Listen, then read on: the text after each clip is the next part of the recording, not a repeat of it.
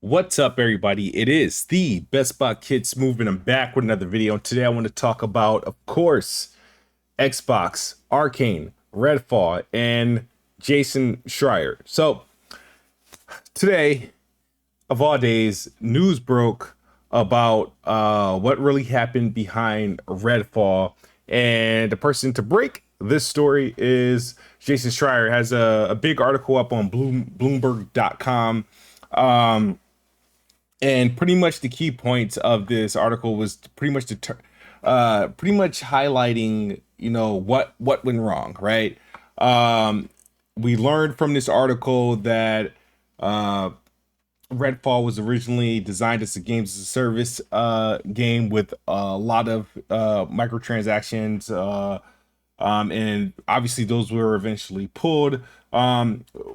We learned that this game been, I think, in development since 2017, 2018. This is right around the time when Bethesda was going into their multiplayer push and trying to get online games, where we're getting obviously the Elder Scrolls Online, we're getting the Fallout 76. This is when Wolfenstein Youngblood, like they were dabbling in a lot of multiplayer efforts, because as much as a lot of us like Bethesda and ZeniMax, they primarily focus on single player games, and there's really no long-term monetization with their type of games if you're not named Elder Scrolls or Fallout, where they can kind of like get the mod community and they just resell you the game and stuff with the Skyrim, of course. But all their other efforts were not, they were great games, but they were not, um they weren't, it's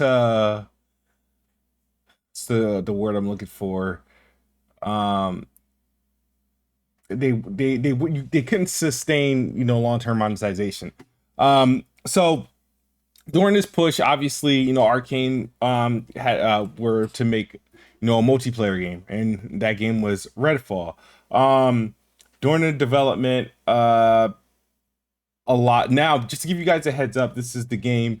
ZeniMax. ZeniMax was the owner of Arcane, Bethesda, all that stuff. They wanted, they wanted a multiplayer game. Apparently, the team wasn't happy with the game. They lacked direction. They were understaffed, as you can see the points Benji pointed from the article, and that roughly 70% of the developers who made Prey uh, left during the development of Redfall. And this and one of the things that Benji didn't post, but one of the things that kept going around was like, apparently the developers was hoping Xbox canceled the game after they acquired ZeniMax. And the thing is, and Jason Schreier obviously let that be known in his post. And you guys know pretty much how I feel about. I'm not the biggest Jason Schreier fan. Sure, I'm following him, but like, if you follow his timeline and stuff like that, he I'm trying to think when I caught wind of it. He said, yeah, Redfall from Xbox well-respected Arcane Studios is one of the year's worst reviewed games. What happened? It's a story of unclear direction, severely understaffed team, and a game that many devs didn't actually want to make. Um, he says, to be clear, when I say that many devs didn't want to make Redfall, I am referring to the people on the ground floor, many of whom left the company, Arcane Leisure, because he usually gathers a bunch of like ex uh developers and stuff like that, and and they start spilling the tea to him. Um, oh man, I'm trying to look for a tweet that I came across that sort of pissed me off, but we can, like I said, I'm not afraid to open the article, give them a click or two. But it's a big article. And it says the development began in 2018. But what really happened with this article is like, I had two issues with the article. Now I'm not going to say I had two issues with the article. It's my issues with Jason is the fact that I feel like almost annually before the Xbox game showcase, he typically has either some hit piece available just to kill any sort of momentum. He has a hit piece available, whether it be a game development update or a story behind the studio. And you know, I tweeted about it. I tweeted about it, and in my tweet, I said Jason always doing these hit pieces before the Xbox showcase. It happens, always on schedule. And people were coming at me like, well, he did the Naughty Dog thing. Yeah, but that conveniently came after the showcase. He didn't. It's like the PlayStation, yeah, they had a shitty showcase, right? But if that story came out, actually, that Naughty Dog story that he did after the showcase would have been better coming out before the showcase, which would have heavily lowered the expectations of the PlayStation fan base, and they wouldn't have been mad about seeing the thing because they had that thing to fall back on. No, conveniently waits until, you know, the PlayStation showcase comes and goes. It sucks. Everybody's like, where's Naughty Dog? Where's The Last of Us? Oh, now you're going to explain what happened to Naughty Dog. Where is it? You could have done that before the showcase. And then now let's talk about, like, it's like, okay, it's like, bro, like, okay, we understand Redfall sucks. And you guys, you know, this is going to look bad on Xbox, and with like lines, for example, they I'm going to read here. This is where they talk about Xbox. It says,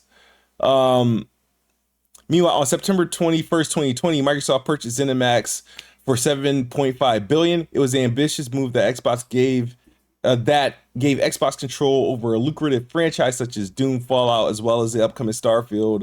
Although adding Arcane's portfolio wasn't the main goal, it was potentially a nice bonus for Microsoft, particularly if Redfall turned into a hit.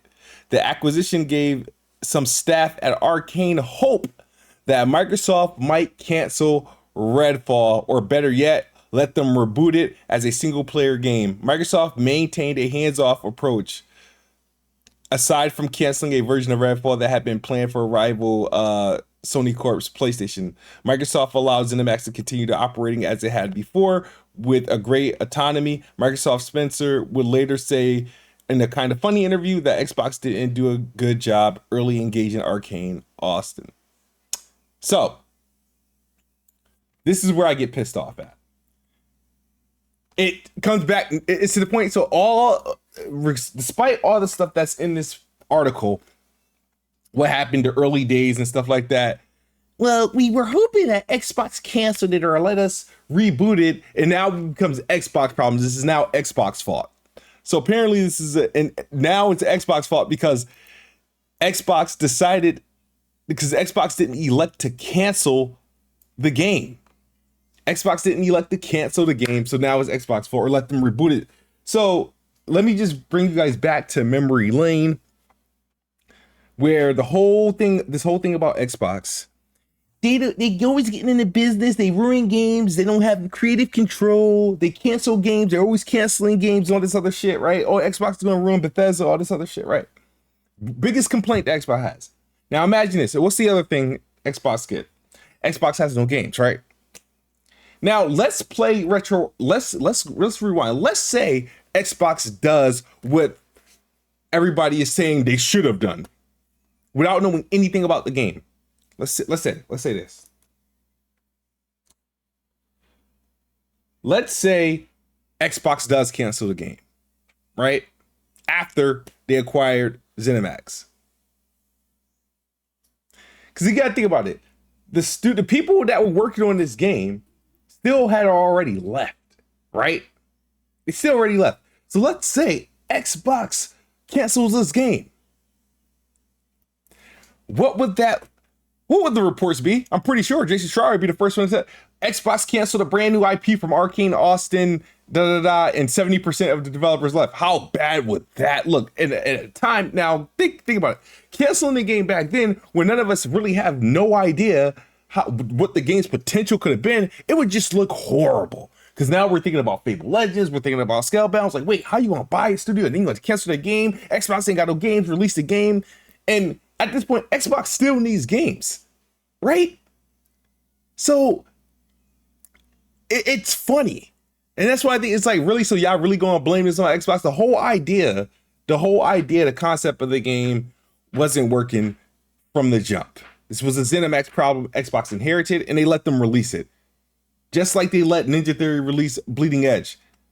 I don't think Xbox wants to be in the business of canceling games if they don't, have to. But it would have been a bad look both ways. It's a bad look that this report comes out now, and it would have been a bad look if they canceled the game and a report come out from this guy telling us they canceled the game, because everybody would still be mad. Everybody would still have the negative, bad Xbox, and everybody are taking their turns, taking their shots, knowing Redfall is not an Xbox problem. Sure, they're taking credit, obviously, for the game releasing. They're taking the credit, they're taking the hit for the game not, being successful and all that stuff, which is fine. It's their game, it's their IP, it is what it is, right? But at the end of the day, don't sit there and start advocating that they should have canceled the game, knowing damn well if they would have canceled this game in 2021 or some shit like that, or announced the cancellation in 2021, that you guys would have been cheering. Nobody would have been cheering. We all would have been mad.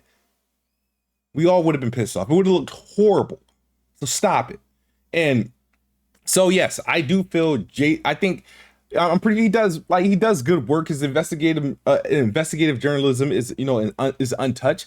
I just don't like his clear bias against Xbox. I don't like the timing of his articles. He tends to put out these shitty pieces like right in time when it's time for Xbox to do something, right? When they got something prepared, whether they're about to do a showcase, he times these articles or these breaking news that will negatively impact Xbox. He does it all the time.